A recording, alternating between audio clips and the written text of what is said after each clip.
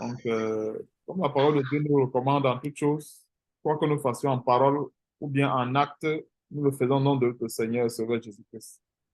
Donc, frères et sœurs, poussons-nous devant le Seigneur et puis on remet l'enseignement entre ses mains. Éternel notre Dieu, nous te bénissons, nous te rendons grâce, Seigneur Dieu, pour cet autre jour que tu nous donnes encore une fois de plus de se réunir afin de partager ta parole, afin de partager les grandes révélations que tu as prévues pour nous en ce jour. Seigneur, donne-nous encore une fois de plus d'être édifiés, d'être remplis jusqu'à la plénitude. Et merci surtout, Seigneur, pour ces enseignements que tu nous donnes chaque jour, pourvu que nous les pratiquions.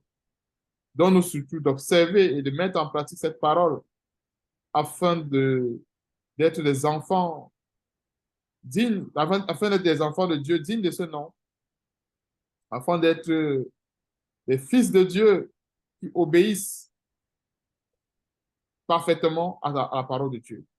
Donne-nous encore une fois de plus la force de surmonter toute épreuve, de surmonter les tribulations ou bien la fournaise ardente.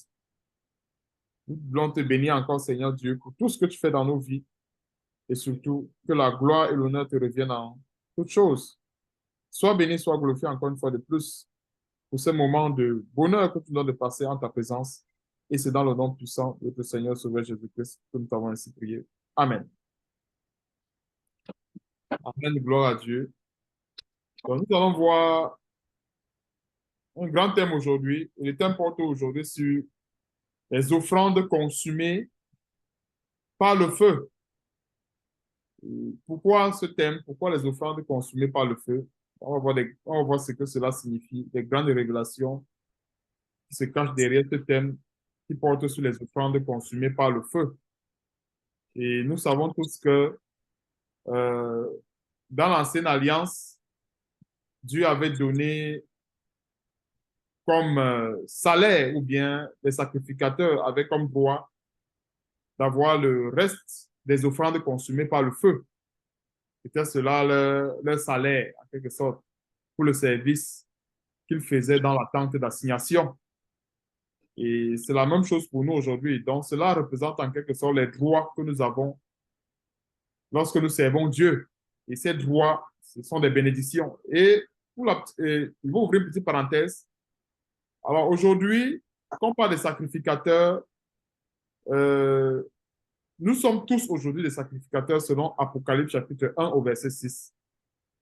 Donc, la Bible déclare que Dieu a fait de nous un royaume de sacrificateurs. C'est dans Apocalypse chapitre 1 au verset 6. Donc, nous sommes tous des sacrificateurs. Pourquoi? Parce que nous sommes tous censés apporter un sacrifice de bonne odeur devant Dieu, notamment le meilleur sacrifice que nous connaissons, selon Romains 12, verset 1, le sacrifice de notre corps. Ça, c'est le sacrifice suprême en dehors des autres sacrifices que nous avons le devoir d'apporter devant Dieu. Alors, de l'autre côté, nous avons les devoirs. C'est-à-dire quoi? J'ai parlé de nos droits, c'est-à-dire les bénédictions. C'est que nous avons lorsque nous servons Dieu. Et aussi également les devoirs. Les devoirs ici, ça nous interpelle nous tous. Ce que nous sommes censés faire pour plaire à Dieu, ce que nous sommes censés faire pour ne pas attirer la colère de Dieu sur nous. Et on va voir le cas d'Ophni et Phiné. Pourquoi est-ce qu'ils avaient attiré la colère de Dieu sur eux? Parce qu'ils profanaient ses sacrifices. Quand Dieu recommandait aux sacrificateurs de prendre le reste des sacrifices consumés par le feu, ils savaient pourquoi. Parce que Dieu seul sait ce qui est bon pour nous. Raison pour laquelle la Bible dit dans Proverbes chapitre 10, verset 22, que c'est la bénédiction de l'Éternel qui enrichit et il ne la fait suivre d'aucun chagrin. C'est-à-dire que Dieu prend la peine, tout comme un parent, en général une maman. Je me souviens qu'on était petit. Et même aujourd'hui, quand la plupart des mamans veulent nourrir leur enfant, il y a très souvent, quand elle veut donner le poisson à l'enfant, elle prend la peine de retirer les arêtes, de retirer tout ce qui peut blesser l'enfant avant de donner la nourriture à l'enfant. Dieu fait la même chose. Et Dieu fait même plus que ça. Selon Matthieu chapitre, je crois, Matthieu chapitre 6.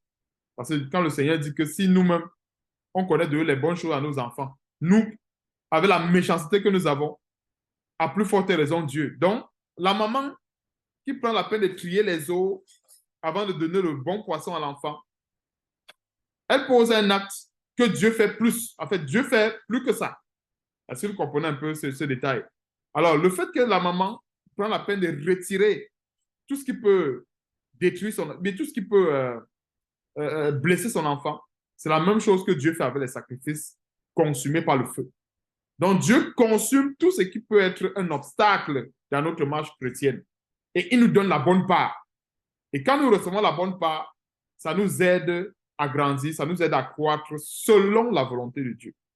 Si nous comprenons pourquoi Dieu avait toujours voulu que les sacrificateurs, autant pour moi, consomment le reste des sacrifices consumés par le feu. C'est-à-dire le sacrifice était consumé par le feu et c'est le reste qu'eux, ils devaient consommer.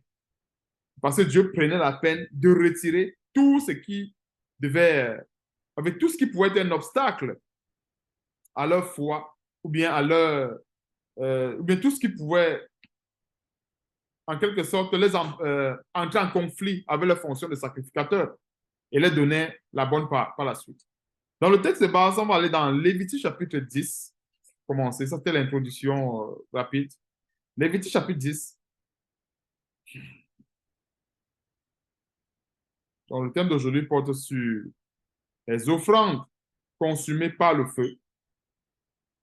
Nous allons voir des grandes révélations qui s'y cachent. Donc, Lévitique chapitre 10, verset 12, il est écrit, Moïse dit à Aaron et à Éléazar et à Itamar, les deux fils qui restaient à Aaron, prenez ce qui reste de l'offrande parmi les sacrifices consumés par le feu devant l'Éternel. Donc, comment Dieu dit, prenez ce qui reste de l'offrande. Il ne s'agissait pas de prendre la matière première, le brut, mais ce qui restait de l'offrande parmi les offrandes consumées par le feu devant l'Éternel. Et mangez-le sans levain près de l'autel, car c'est une chose très sainte. Verset 13. Vous le mangerez dans un lieu saint. C'est ton droit et le droit de tes fils sur les offrandes de temps pour moi, consumées par le feu devant l'Éternel, car c'est là ce qui m'a été ordonné. Or, lorsque nous voyons un ordre ici, ça veut dire que c'est indiscutable. Et aussi également, l'ordre de Dieu ne devrait pas être déroulé. On ne doit pas désobéir aux ordres. Quand Dieu donne un ordre, ça veut dire qu'il faut seulement obéir. Parce que la désobéissance à l'ordre de Dieu, nous savons tous ce que ça apporte. On va voir un exemple de cette désobéissance à l'ordre de Dieu, ce que ça donne. Donc, Dieu avait donné comme droit aux sacrificateurs le reste des offrandes consumées par le feu. Et comme je disais tantôt, pourquoi Dieu les avait donné le reste?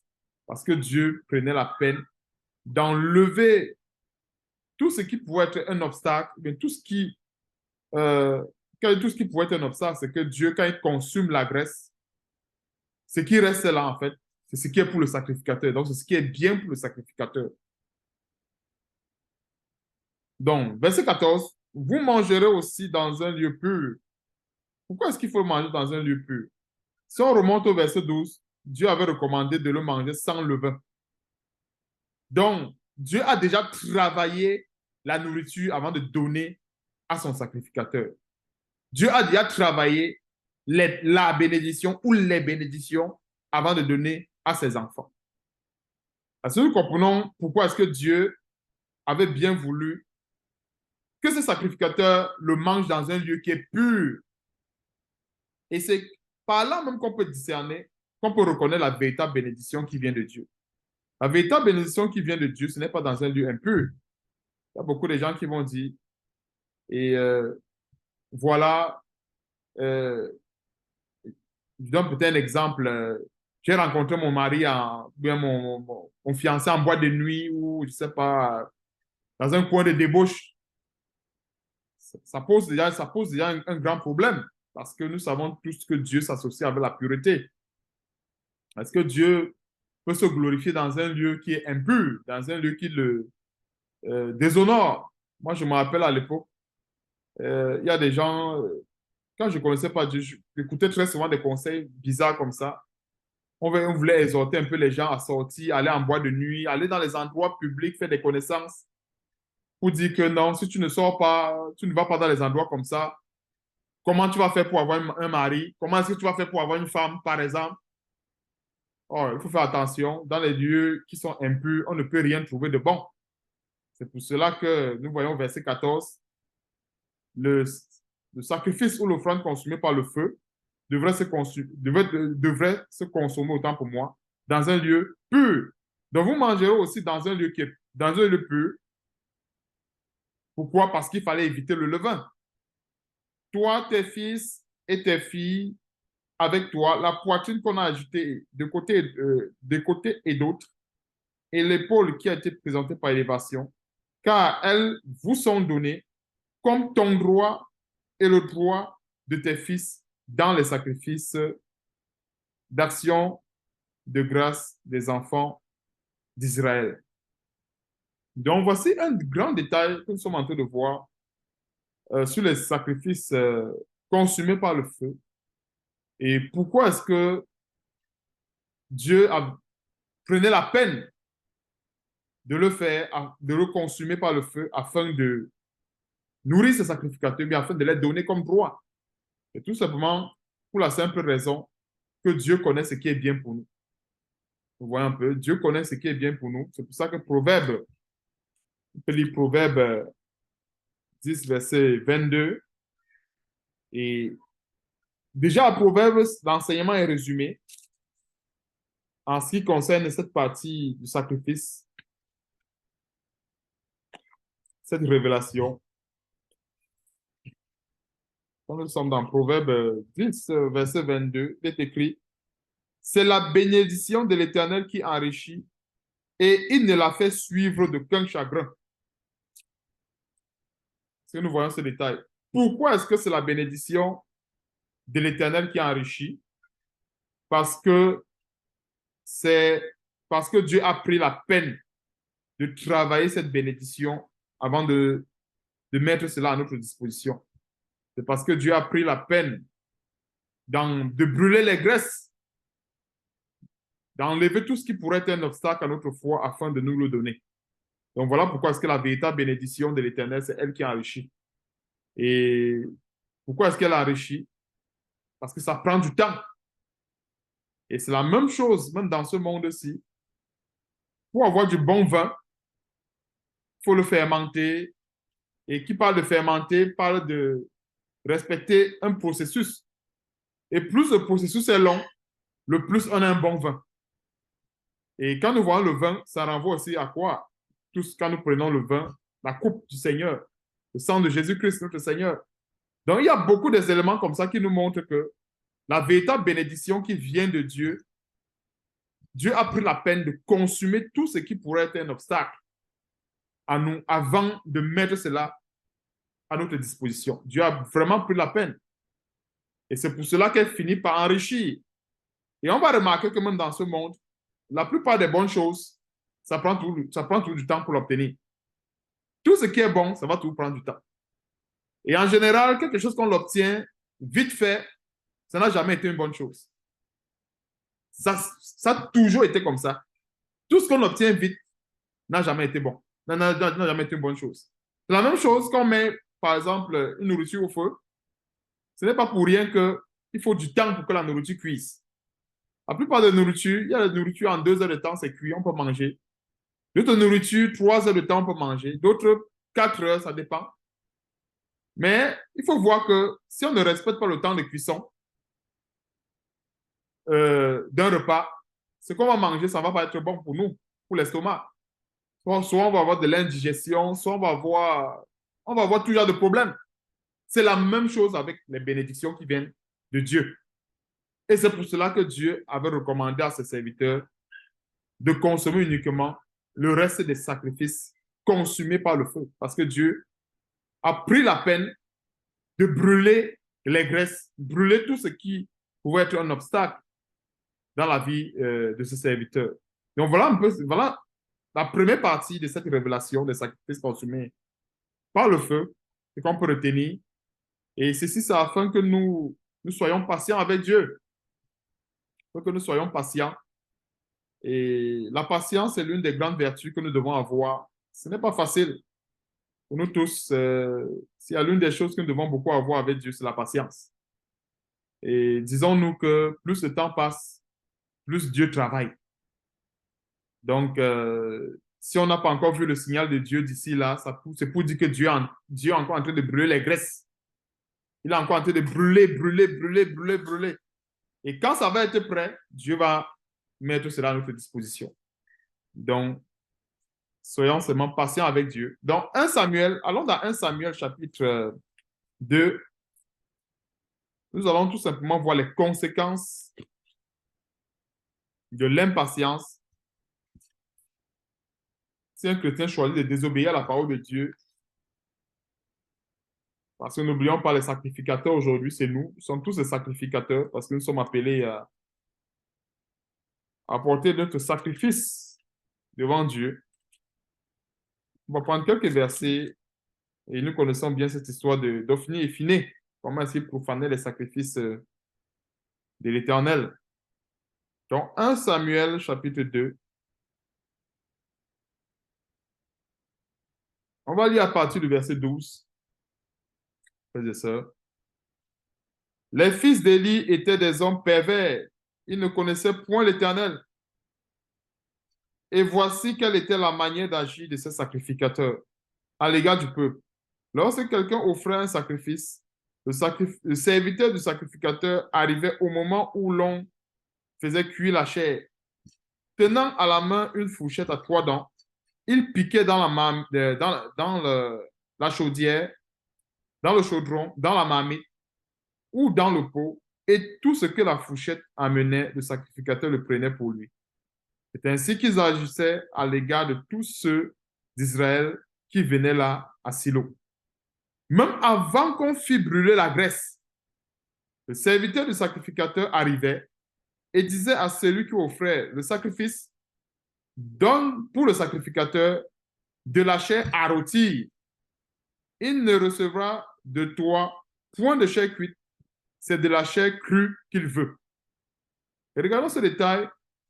Et ça, c'est en fait, quand nous voyons l'histoire d'Ophni et Phiné, ça, c'est une révélation qui expose le cœur de plusieurs chrétiens qui veulent arracher les bénédictions crues dans les mains de Dieu, qui ne veulent pas attendre que Dieu prépare, que Dieu brûle la graisse avant de mettre à leur disposition des bénédictions que Dieu a pourtant prévues pour eux. C'est-à-dire qu'il y a plusieurs chrétiens qui vont dire non, moi je préfère moi ce qui est cru. C'est trop long. Attendre que Dieu prépare, ça va durer combien de temps? Je suis déjà vieux, je suis déjà vieille. Depuis que Dieu prépare le sacrifice là, je vais finalement manger quand? Parce que nous voyons un peu l'impatience et ça ouvre une grande porte à la désobéissance aux ordonnances de Dieu. Dieu a voulu que les sacrificateurs consomment uniquement des restes des sacrifices brûlés par le feu. Pourquoi consommer des restes de sacrifices brûlés par le feu? Parce que Dieu prenait le soin de brûler la graisse, brûler tout ce qui pouvait être tout ce qui pouvait présenter tout ce qui pouvait représenter autant pour moi un obstacle à la consommation du dit sacrifice. Donc, tous les obstacles, Dieu les enlève et pour donner en fait, mais pour mettre à la disposition de ses sacrificateurs ou de ses enfants la vraie bénédiction. Parce que la vraie bénédiction, c'est celle-là qui enrichit et qui ne, comme on a vu dans Proverbe 10, 22, Dieu ne l'a fait suivre d'aucun chagrin. Il y a plusieurs, peut-être qui ont voulu le mariage, qui ont voulu telle chose. Ça peut être la voiture, le travail. Et plus tard, c'était le chagrin. Et on peut le voir, on le voit beaucoup dans ce monde. Comment plusieurs décident, plusieurs désirs autant pour moi, que ce soit des biens matériels, que ce soit des biens matériels, des finances et tout. Et plus tard, ces bénédictions deviennent plutôt des sources de chagrin. Parce que quelque chose qui n'a pas été bien quelque chose que Dieu n'a pas préparé pour nous, ça va plus tard être une source de chagrin. Une source de chagrin pour nous. Raison pour laquelle Dieu prenait la peine de consumer tout ce qu'il y avait à consumer afin de mettre à la disposition de ses sacrificateurs la véritable bénédiction. Donc, regardons un peu le cas d'Ophni et Phiné. Et Ophni et Phiné ici également, bien sûr, ils sont morts, ça fait plusieurs années aujourd'hui, mais leur esprit reste aujourd'hui. Ça se manifeste en général chez les chrétiens qui ne veulent pas attendre après Dieu, qui ne veulent pas attendre la volonté de Dieu, qui ne veulent pas que Dieu consume tout ce qu'il a consumé afin de mettre à leur disposition la véritable bénédiction, qui veulent de la chair, qui veulent plutôt de la chair crue et non de la chair cuite. Dans verset 15, et si l'homme lui disait, quand on aura brûlé la graisse, tu prendras ce qui te plaira. Le serviteur répondait, non, tu donneras maintenant, sinon je prends de force. Ces jeunes gens se rendaient coupables devant l'Éternel d'un grand péché. On va souligner ce détail. Ces jeunes gens se rendaient coupables devant l'Éternel d'un grand péché. Parce qu'ils faisaient quoi? Ils méprisaient les offrandes de l'Éternel. Et c'est quand nous remontons dans Lévitique, qui est le texte de base aujourd'hui, qu'on comprend pourquoi est-ce que Dieu dit qu'il méprisait les offrandes. Parce que Dieu avait réservé aux sacrificateurs le reste des offrandes consumées par le feu. Mais eux, ils ne voulaient pas recevoir de la part de Dieu les offrandes consumées par le feu. Eux, ils voulaient plutôt ce qui était cru. Parce que nous voyons le détail. Ils voulaient plutôt ce qui était cru. Et c'était un grand péché devant Dieu. Et l'autre grand péché qui se cache là derrière, qui est trop sournois, c'est que en faisant ainsi, le sacrificateur est en train de prendre la place de Dieu. Est-ce que nous voyons l'autre révélation qui se cache derrière? Parce que nous savons tous que même dans le corps de Christ, nous n'avons pas les mêmes tâches. Donc, ça veut dire quoi? Un chrétien qui ne veut pas attendre après Dieu, il est en train de voler la gloire de Dieu. Puisque Dieu, en fait, a bien voulu qu'on attende après lui. Dieu a bien voulu que la bénédiction qu'il met à notre disposition, en fait, Dieu a bien voulu brûler d'abord la graisse, brûler tout ce qui a brûlé avant de nous donner ce qu'il a donné après. Maintenant, dans le chrétien qui veut ce qui est cru, en quelque sorte, il est en train de voler la gloire de Dieu parce que Dieu n'a même pas encore eu le temps de travailler la bénédiction. Et c'est ça, en fait, le danger. Il y a très souvent cet évangile, c'est un peu comme le développement personnel. Je crois que c'est le développement personnel. On demande aux gens de croire en eux, qu'ils ont du potentiel, qu'ils ont le pouvoir de changer leur vie. En fait, c'est un évangile qui veut pousser les gens à rechercher plutôt des bénédictions crues et non des bénédictions consumées par le feu. Parce que quand on fait comprendre aux chrétiens qui sont des créateurs, qui peuvent eux-mêmes décider de leur destin, c'est pour dire que Dieu n'a même plus rien à faire dans leur vie. C'est pour dire que Dieu n'a même pas besoin de consommer quoi que ce soit comme graisse dans leur bénédiction afin de mettre cela à leur disposition. Alors que, en principe, nous sommes soumis à Dieu, donc nous devons attendre après Dieu. C'est-à-dire, Dieu doit d'abord consumer la graisse, consumer tout ce qu'il y a à consumer, et maintenant nous devons prendre le reste. C'est nous voyons en détail. Donc, voilà une grande révélation sur les sacrifices consumés par le feu. Et le cas d'Ophni et Phiné, ça renvoie aux chrétiens qui ne sont pas patients, aux chrétiens qui veulent tout et tout de suite, qui ne veulent pas attendre après Dieu. C'est très dangereux. Parce que nous voyons plus tard comment est-ce qu'ils sont morts. Parce qu'ils ont commis un grand péché. Que Dieu vraiment nous fasse grâce d'attendre après lui, qu'il ait le temps de consumer. Parce qu'il y a plusieurs femmes n'ayant pas attendu, plusieurs hommes n'ayant pas attendu. Ils ont eu des bénédictions qui plus tard, ils ont regretté. Maintenant, il y a plusieurs qui portent des charges que normalement, en principe, ne devait pas porter. Alors que ces charges-là, certainement, Dieu devait les alléger par un certain temps de patience que lui-même avait prévu. Mais si la personne s'est précipitée, la personne a brûlé les étapes, alors c'est à elle de porter cette charge-là. Et c'est pour ça que la Bible dit que c'est la bénédiction de l'Éternel qui enrichit. Et il n'a fait suivre d'aucun chagrin. Dieu a prévu pour chaque bénédiction que nous sommes censés recevoir un temps de préparation. Donc, il y a un temps que Dieu a prévu. Il appelle le temps de préparation. Donc, avant qu'on reçoive cette bénédiction de la part de Dieu, Dieu, lui, il est en train de travailler cela. Pourquoi? Parce que Dieu ne voudrait pas que, lorsqu'on reçoive cette bénédiction, ça devient une source de chagrin. Maintenant, on est béni et on a l'impression qu'on a encore plus que maudit, alors qu'on est béni. Tout simplement parce que Dieu n'a pas, enfin, on n'a pas laissé le temps à Dieu de consumer la graisse dans cette bénédiction-là.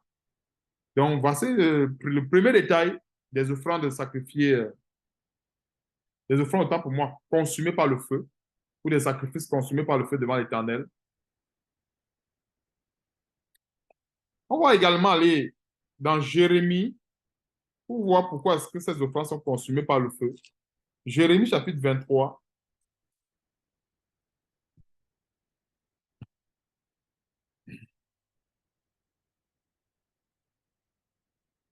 Verset 29.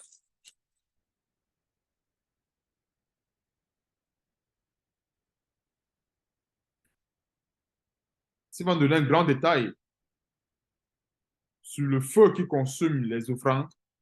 Ma parole n'est-elle pas comme un feu, dit l'Éternel, et comme un marteau qui brise le roc? Donc, quand nous voyons les offrandes consumées par le feu, c'est l'image, la parole de Dieu qui éprouve nos bénédictions. C'est-à-dire quoi? Nos bénédictions sont d'abord éprouvées par le feu de la parole de Dieu. Et après être éprouvées par le feu de la parole de Dieu, Dieu met ses bénédictions à notre disposition pour que nous puissions jouir de cela. Mais si on ne laisse pas le feu de la parole de Dieu éprouver nos bénédictions, ça va plutôt être la malédiction qu'on va prendre. Parce que ce feu-là, c'est le feu de la parole de Dieu, le feu qui éprouve, qui brûle, qui consume tout ce qui peut représenter un obstacle pour le chrétien.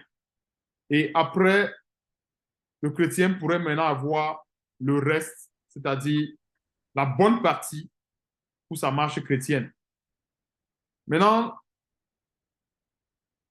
nous allons prendre la deuxième partie de cette révélation qui consiste à nous-mêmes, nos devoirs, le véritable sacrifice que nous sommes censés apporter devant l'autel de Dieu, devant le trône de la grâce. Nous savons tous que le meilleur sacrifice que Dieu nous recommande dans la parole de Dieu, c'est Romains chapitre 12, verset 1. On va y aller, Romains chapitre 12, verset 1. C'est le meilleur sacrifice. C'est le meilleur. Il n'y a pas plus grand sacrifice que Romains chapitre 12, verset 1. Il n'y en a pas plus grand. Pourquoi il n'y en a pas plus grand? Comment est-ce que nous avons été rachetés? C'est déjà par là, on remonte déjà par l'historique de notre rachat. Nous avons été rachetés parce que, ou bien au moyen du sang de Jésus-Christ. Et il a fallu que le Seigneur Jésus-Christ aille sur la croix, donner sa vie pour nous montrer en fait le sacrifice, en fait le plus grand sacrifice suprême, c'est d'offrir sa vie à Dieu, offrir son corps à Dieu. Notre Seigneur Jésus-Christ, en offrant sa vie, son corps pour nous montrait la voie du sacrifice suprême. C'est pour dire quoi? Un chrétien aujourd'hui, pour offrir ses biens matériels, il peut tout offrir. Mais s'il n'offre pas son corps comme sacrifice vivant à Dieu, il nous manquera une grande partie. Une très grande partie. Est-ce que les autres sacrifices sont à négliger? Non. Mais je suis en train de dire ceci. Romains chapitre 12, verset 1, c'est le plus grand. Pourquoi c'est le plus grand? C'est parce qu'en fait, nous sommes nés de ce sacrifice. Est-ce que vous comprenez un peu? Pourquoi c'est le plus grand? Parce que nous sommes nés, en fait, Si aujourd'hui nous sommes nés de nouveau, c'est à cause de Romains chapitre 12, verset 1. Qu'à dire à cause de Romains chapitre 12, verset 1, c'est que c'est le Seigneur Jésus-Christ qui a mis ce verset lui-même en pratique afin non seulement d'accomplir la volonté de Dieu, un, mais aussi également nous sauver aujourd'hui. Parce que si nous sommes sauvés aujourd'hui, c'est parce que lui l'a choisi. Il a choisi volontairement, donner sa vie, donner son corps, donner son sang pour que nous, on soit sauvés. Et c'est la même chose pour nous aujourd'hui qui revient. Romains chapitre 12, verset 1. Je vous exhorte donc, frères, par les compassions de Dieu, à offrir vos corps. Et quand je disais tantôt offrir nos corps, la référence suprême, c'est Jésus-Christ. C'est Jésus-Christ. Il n'y a pas une autre référence, c'est Jésus-Christ. Offrir vos corps comme un sacrifice vivant, saint, agréable à Dieu, ce qui sera de votre part un culte raisonnable. Ça, c'est le plus grand sacrifice. Il n'y en a pas deux dans la Bible. Maintenant, le reste, ça vient après ceci. Et remarquons comment est-ce que la plupart des faux prédicateurs ne prêchent même pas là-dessus. On va plutôt dire, venez s'aimer, venez s'aimer, venez s'aimer, venez s'aimer. Et le vrai sacrifice, c'est ça. Le plus grand d'ailleurs. Le plus grand. Parce que remarquons ceci, notre Seigneur Jésus-Christ nous a montré la voie par excellence. En allant sur la croix, en allant donner sa vie sur la croix, il nous a montré une voie par excellence. Et c'est cette voie qu'il faut suivre. Et c'est pour cela que, en allant offrir son corps comme sacrifice vivant, nous devons être sincères. Parce que n'oublions pas, on ne doit pas offrir. On n'est pas censé présenter un sacrifice à Dieu avec les péchés. C'est pour ça qu'il y a plusieurs qui ne sont pas délivrés. Parce qu'il n'y a pas la sincérité dans le cœur. Il y a très souvent des chrétiens qui pensent qu'on peut tromper Dieu. Quand on veut s'approcher de Dieu, on se dépouille. C'est-à-dire que le chrétien ne reste pas dans son péché, il ne se vautre pas dans le péché, mais en fait, il ne reste pas dans son péché en voulant que Dieu, en quelque sorte, le délivre de ses péchés ou que Dieu l'aide à consumer la graisse qu'il y a dans son corps. Non. Quand nous allons dans Jacques, on va voir Jacques chapitre 4. Jacques nous explique comment est-ce qu'il faut s'approcher de Dieu afin d'offrir ce sacrifice. Jacques chapitre 4, verset 8. Quand nous voyons Romains chapitre 12, verset 1, cette recommandation, quand nous rentrons dans Jacques, on voit le comment. Comment est-ce qu'il faut faire? Nous rentrons dans le concret. Verset 8. Approchez-vous de Dieu et il s'approchera de vous. Nettoyez vos mains, pécheurs. Donc, pour s'approcher de Dieu, pour qu'il nous délivre, pour qu'il nous purifie, nous devons nettoyer nos mains. C'est quoi nettoyer ses mains? C'est que nous devons nous disposer, en fait, préparer nos vases à pouvoir recevoir de Dieu. C'est pour dire quoi? La personne qui veut la délivrance, qui veut obtenir de Dieu une délivrance, ne va pas se vautrer dans le péché pour que Dieu le délivre. Est-ce que nous voyons ce détail? Il ne va pas se vautrer dans le péché pour que Dieu le délivre, mais la personne doit déjà, en quelque sorte, délaisser son péché pour que Dieu puisse achever le travail dans sa vie. Parce que disons-nous que ce n'est pas parce que nous avons délaissé telle ou telle autre chose qu'on est déjà parfaitement pur. Non. Il y a des péchés que nous ne connaissons même pas. Donc, en délaissant tel péché et qu'on s'approche de Dieu, nous sommes tout simplement en train de prouver notre sincérité envers Dieu. Nous sommes tout simplement en train de prouver à Dieu que nous sommes sincères. Et quand nous prouvons à Dieu que nous sommes sincères, là maintenant, il travaille. Parce que Dieu ne voudrait pas qu'on s'approche de lui avec les péchés, avec le levain. Et c'est ce qui est écrit dans Lévitique. Je crois que c'est Lévitique. Il y a ce grand détail. Je crois Lévitique chapitre 2.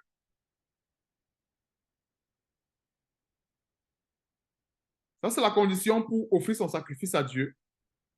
Lévitique chapitre 2, verset 11. Aucune des offrandes que vous présenterez à l'Éternel ne sera faite avec du levain, car vous ne brûlerez rien qui contienne du levain ou du miel parmi les offrandes consumées par le feu devant l'Éternel. Alors, pourquoi est-ce que la Bible nous déconseille, bien pourquoi est-ce que Dieu ne nous recommande pas d'offrir notre sacrifice avec du levain? C'est tout simplement parce que Dieu hait le péché. Le levain, c'est l'image du péché.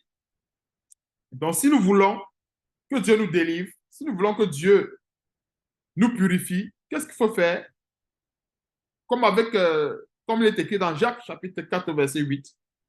Donc, j'ai pris tout simplement ce verset dans Lévitique pour nous montrer que quand nous nous approchons de Dieu, nous devons être sincères.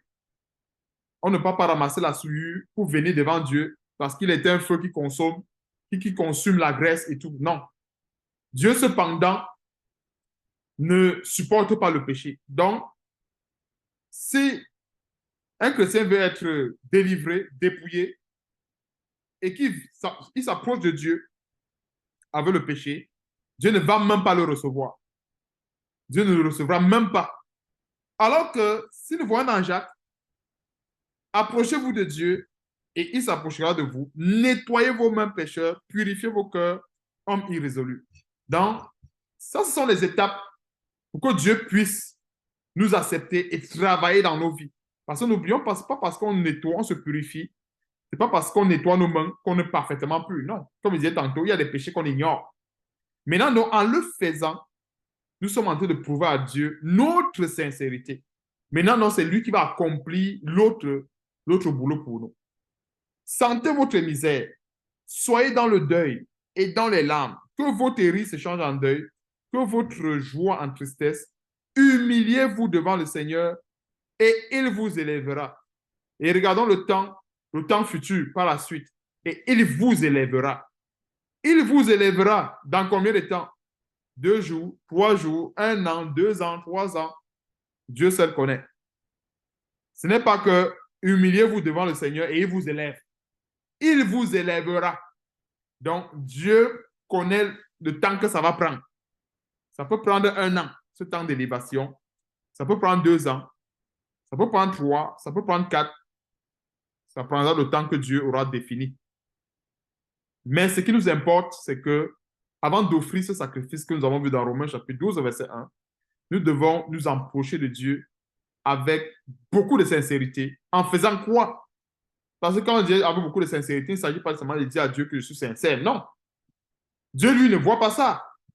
Je prends l'exemple d'un chrétien qui s'approche de Dieu et dit, Seigneur, je t'offre ma vie comme une offrande, bien comme un sacrifice de bonne odeur, et ainsi de suite. Dieu ne... Même si la personne dit à Dieu, je suis sincère, et que Dieu ne voit pas dans le cœur de cette personne la volonté de se dépouiller, de nettoyer ses mains, Dieu ne va pas recevoir ce chrétien. Même si tous les jours, elle est là, elle pleure, elle prie, Seigneur, je suis sincère. Non. Dieu, qu'est-ce qu'il veut voir? Il veut voir les actes concrets. Nettoyez vos mains. Dieu veut bien voir que celui qui s'approche de lui fait les efforts déjà, par exemple, pour se séparer des mauvaises compagnies. Fait déjà les efforts pour se discipliner, que ce soit au niveau de la langue, que ce soit au niveau de la manière de faire. Dieu veut déjà voir les efforts. Si Dieu ne voit pas déjà ces efforts, la délivrance, elle a encore du chemin à faire. Un peu, la délivrance aura encore du chemin à faire. Donc Dieu veut vraiment voir ces efforts. Et sentez votre misère, ça va un peu plus en profondeur en disant que nous devons être dans un état où nous désirons ardemment la délivrance.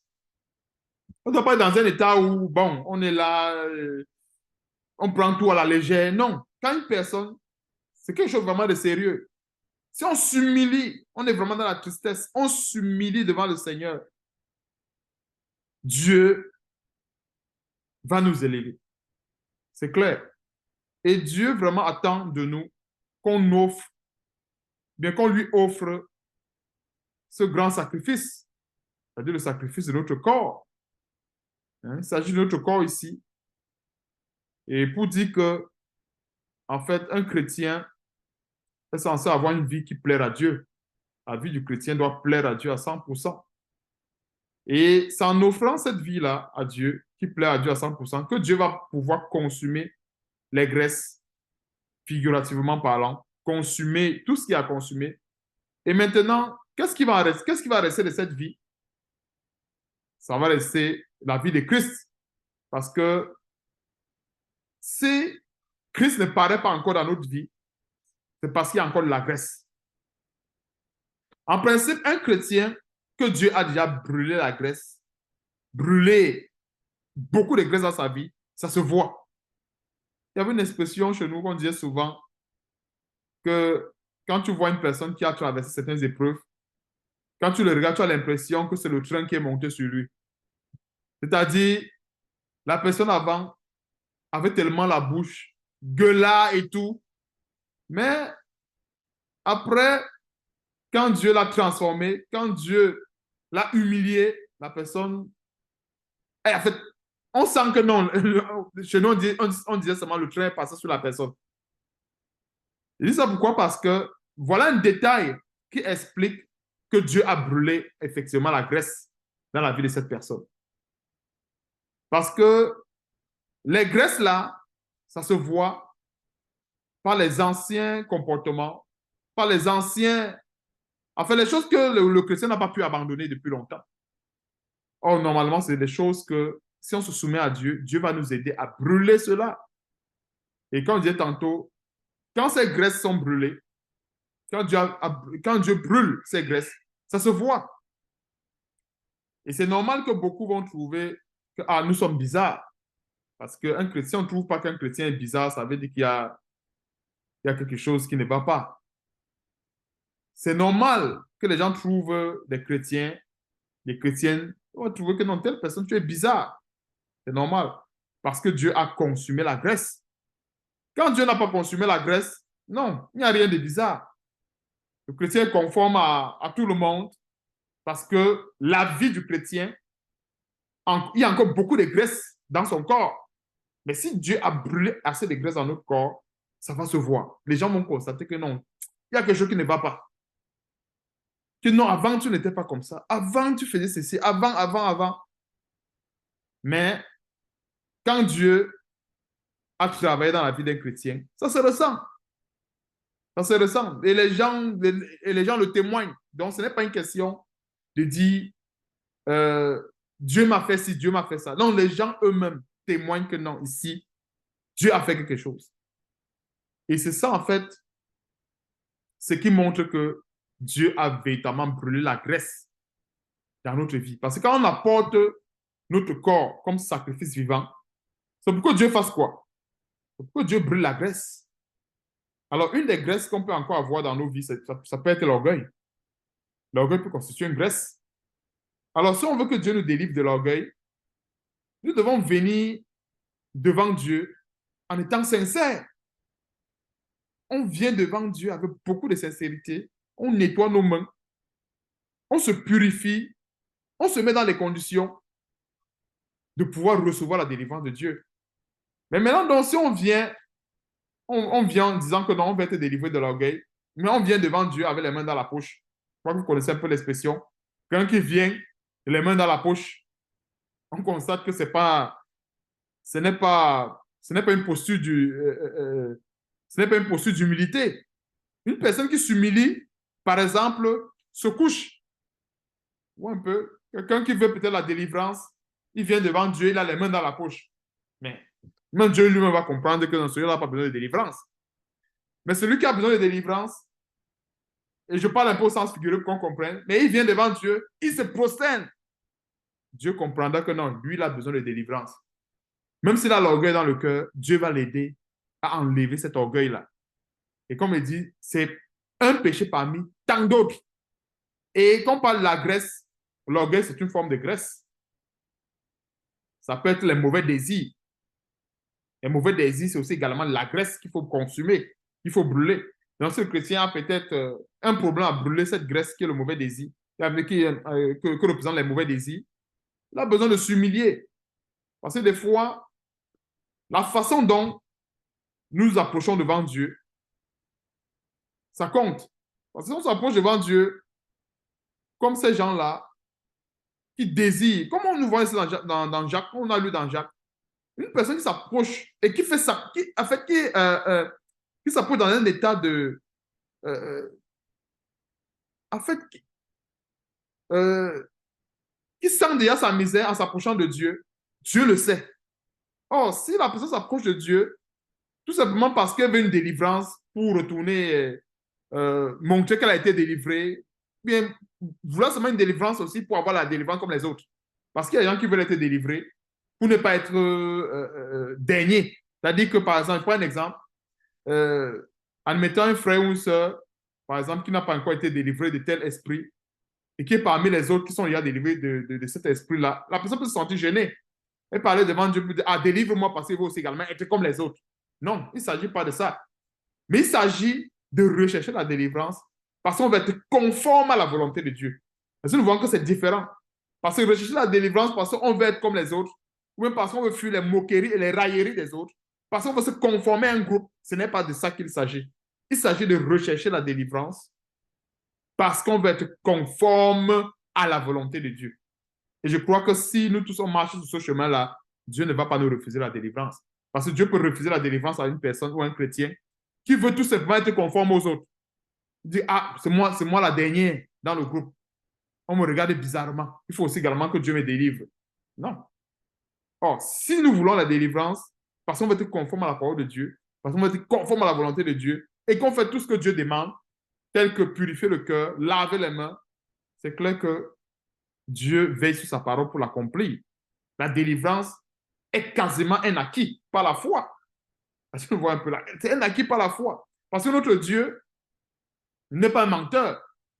Vous voyez un peu. Parce que des fois, ce sont les motifs, tu vois, sont les petits détails comme ça qui peuvent empêcher le chrétien de recevoir de Dieu. Ça peut être des petits détails comme ça, mais devant Dieu, ça se lève comme un blocage. Et n'oublions pas, nous avons notre ennemi, le diable, qui chaque jour est devant Dieu pour nous accuser, pour nous accuser, pour nous accuser. Donc, si le cœur n'est pas sincère, c'est clair que Dieu voit que le cœur n'est pas sincère. Il ne pourra pas agir dans ce cas-là. Mais si le cœur est sincère, alors Dieu va agréer notre sacrifice et il va consumer la graisse de l'orgueil, la graisse des mauvais désirs, la graisse des passions, tout genre de graisse qu'il puisse encore avoir dans notre chair. Et à ce moment-là, nous serons l'image du reste des sacrifices, bien de l'offrande que normalement Dieu avait mis à la disposition de ses sacrificateurs. Donc, regardons comment est-ce qu'une révélation peut se... Et c'est ça qui est bien avec la parole de Dieu. Pourquoi? Parce que dans toute la Bible de Genèse à Apocalypse, nous voyons que Jésus-Christ. Il n'y a que Jésus-Christ, Jésus-Christ et rien que Jésus-Christ. Et ce n'est pas pour rien que dans Apocalypse chapitre 19, c'est Jésus-Christ qui est la parole de Dieu. Et c'est vrai. Et c'est maintenant qu'on comprend pourquoi est-ce que la Bible dit que Jésus-Christ est la parole de Dieu. C'est parce que chaque verset parle de Jésus-Christ. Chaque verset. Quand nous lisons un verset, Jésus-Christ est là. Tous les versets que nous pouvons lire dans la parole de Dieu devons voir Jésus-Christ. Et vu que comme Jésus-Christ est notre divin modèle, c'est notre modèle, en fait notre meilleur modèle que nous avons dans la parole de Dieu, on n'a pas le choix de marcher selon ses pas. Voyez un peu. Donc c'est pour cela que quand nous voyons tous ces sacrifices que Dieu avait institués dans l'ancienne alliance, c'était encore Jésus-Christ. Et ceci, c'est afin que nous ayons euh, ceci, c'est afin que nous ayons la patience quand Dieu travaille dans nos vies. Ceci, c'est afin que nous puissions chaque jour nous humilier devant la face de Dieu, afin que Dieu nous élève au temps convenable. Parce que si on ne remarque pas ces détails des sacrifices consumés par le feu, à un moment donné, on peut perdre patience et devenir comme les enfants d'Élie. Parce que les enfants d'Élie, c'est l'image des chrétiens qui ne veulent pas attendre Dieu. Parce que les enfants d'Élie ne voulaient rien attendre de Dieu. Eux, ils se prenaient pour des dieux et ils prenaient de la chair crue. Or, Dieu, normalement, devait consumer cela afin de donner le reste. Et comme je disais tantôt, un chrétien qui ne veut pas se soumettre à la volonté de Dieu est quelque part en train de vouloir se prendre pour Dieu. Aussi simple que ça, parce que nous avons été créés. Le but pour lequel nous avons été créés, c'est pour être soumis à Dieu. Nous avons été créés pour ça. Ça veut dire quoi? Un être humain, en fait, quand je dis, je veux beaucoup plus parler pour nous, un chrétien qui ne veut pas être soumis à la volonté de Dieu, il est en train de se rebeller de fait à Dieu. Il n'y a même pas une autre explication. Il est en train de se rebeller. C'est une rébellion qui ne dit pas son sens, avec qui ne dit pas son nom.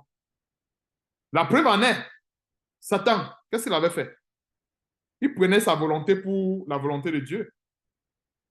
C'est-à-dire que lui ne voulait rien, il ne voulait plus rien savoir de Dieu. À cause de son orgueil, à cause de sa beauté, et ainsi de suite, il ne voulait plus rien savoir de Dieu. C'est pour cela qu'aujourd'hui, nous avons beaucoup de poison euh, dans certains évangiles. On fait comprendre aux chrétiens que non, tu peux façonner ton futur, tu peux façonner ceci. C'est un grand poison parce qu'on est en train d'amener le chrétien à se rebeller contre Dieu. Parce qu'on dit, non, n'attends même plus après Dieu, parce que non, tu peux façonner ton futur avec tes déclarations et tout. Non, on n'a pas été créé pour faire, en fait, comment dirais-je, pour être indépendant. Nous sommes dépendants de Dieu. Le but pour lequel nous avons été créés, c'est pour être dépendants, pas être indépendants. Non, nous sommes dépendants de Dieu. C'est pour dire que nous devons toujours et toujours marcher selon et rien que la volonté de Dieu. Et c'est ça l'image des sacrifices consumés par le feu, que le reste de ces offrandes que les sacrificateurs devaient consommer. Et comme dit en fait les sacrificateurs là aujourd'hui, c'est nous. Selon Apocalypse chapitre 1, verset 6, nous sommes tous les sacrificateurs. Et si nous sommes tous les sacrificateurs, nous devons attendre que Dieu brûle la graisse avant de nous donner.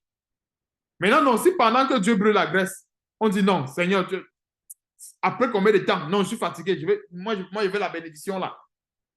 Nous tous, on sait que c'est le poison que nous sommes en train de chercher. C'est le poison. Et c'est pour ça que pour la plupart, il y a plusieurs, certainement, qui vivent encore les chagrins de ce genre de bénédiction. Mais comme Dieu est juste, comme Dieu est bon, si on revient à lui, mais si ces personnes reviennent à lui, sincèrement, en s'humiliant devant Dieu, Dieu pourra les restaurer. Un peu comme la Bible dit, sur la base du fait que la Bible dit que Dieu a dit qu'il va restaurer les années que le gazam, le gélec, le asile l'a dévoré. Mais en attendant, ça prend un certain temps. Parce que si Dieu a demandé qu'on veille sur le champ et que n'ayant pas veillé sur le champ, le gazam, le asile est rentré dévorer les récoltes. C'est vrai, Dieu va restaurer, mais ça se peut que le chrétien passe un certain temps de famine. C'est normal. Parce que oui, est-ce qu'il y a la repentance? Oui, mais il faut un temps de famine que le chrétien va observer. Et plus tard, il va pouvoir bien veiller sur le champ que Dieu va lui donner. Donc, des fois, il y a les épreuves comme ça que Dieu permet dans nos vies. Mais ceci, c'est afin que nous puissions retenir des grandes leçons telles que nous voyons aujourd'hui par rapport à la patience que nous sommes censés avoir à l'égard de Dieu, à l'égard de la volonté de Dieu, mais aussi également la façon dont nous devons offrir notre sacrifice à Dieu pour que cela lui soit agréable. Parce que quand il s'agit d'offrir son sacrifice à Dieu, nous ne devons pas faire comme, dans l'ancienne alliance Caïn. Tu vois un peu. Nous ne faisons pas les sacrifices comme Caïn. Nous offrons comme Abel. Tu vois un peu. Comme Abel, comme Jésus-Christ. Un meilleur sacrifice. Parce que quand nous offrons, le cœur doit être là. Parce que Dieu ne veut pas le matériel. Nous tous savons qu'on n'a rien, déjà, pour commencer. On ne peut rien offrir à Dieu. Ça, c'est clair. Nous tous, on est d'accord là-dessus. Nous ne pouvons rien offrir à Dieu. Donc, la meilleure chose qu'on peut offrir à Dieu et qui peut réjouir son cœur, c'est quoi? Romains chapitre 12, verset 1. C'est la meilleure chose. Maintenant, le reste, là, ce sont des compléments. C'est-à-dire que, bon, on peut peut-être prendre soin des veuves, prendre soin des nécessiteux. Ce sont des compléments. Maintenant, s'il y a quelqu'un qui veut forcément s'occuper des compléments et laisser l'essentiel, on comprend qu'il y a un problème. Parce que Dieu qui s'attend à Dieu qui attend son fils ou qui attend le véritable sacrifice, il n'a pas le sacrifice et il reçoit plutôt les compléments. Lui-même ne sera pas content, comme nous comprenons. Et c'est ça, en fait, que le Seigneur Jésus-Christ non seulement a compris, le Seigneur Jésus-Christ a compris ce que nous sommes en train de partager aujourd'hui. Et c'est pour cela que avant d'aller sur la croix, il a dit quoi? Qu'est-ce que le Seigneur Jésus-Christ a dit? Il a dit en d'autres termes que ta volonté soit faite. Que ce soit ta volonté, non ma volonté. Il a bien voulu que la coupe s'éloigne de lui, mais il a compris que non, Dieu voulait le sacrifice de son corps. Dieu a voulu que non, parce que le Seigneur Jésus-Christ, il a... Quel sacrifice il n'avait pas donné à Dieu? Quel sacrifice le Seigneur Jésus-Christ n'avait pas donné à Dieu? Il avait donné tous les sacrifices. Mais là, il fallait donner le corps. Non, il n'a pas raisonné. Lui-même, il a compris que non, ici, là, mon Père veut le corps. J'ai donné les autres sacrifices, j'ai enseigné, j'ai donné la parole aux disciples. Ce sont les sacrifices. Est-ce que nous comprenons un peu ces détails? Nuit et les jours, il a enseigné, il a jeûné 40 jours et 40 nuits, sans manger, sans boire. Il a de donner la parole de Dieu. Il a de donner la nourriture aux pauvres. Il a fait tout genre de sacrifices.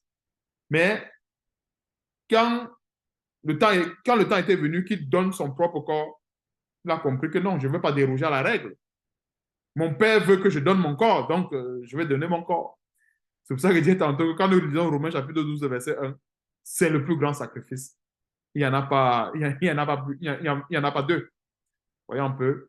Un homme peut distribuer tous ses biens, distribuer toutes ses possessions, mais s'il n'accomplit pas Romains chapitre 12, verset 1, ça ne servira quasiment à rien parce que il a tout simplement essayé de donner les petits éléments, mais l'élément principal, en fait, c'est cela. Parce que c'est là où vient notre salut.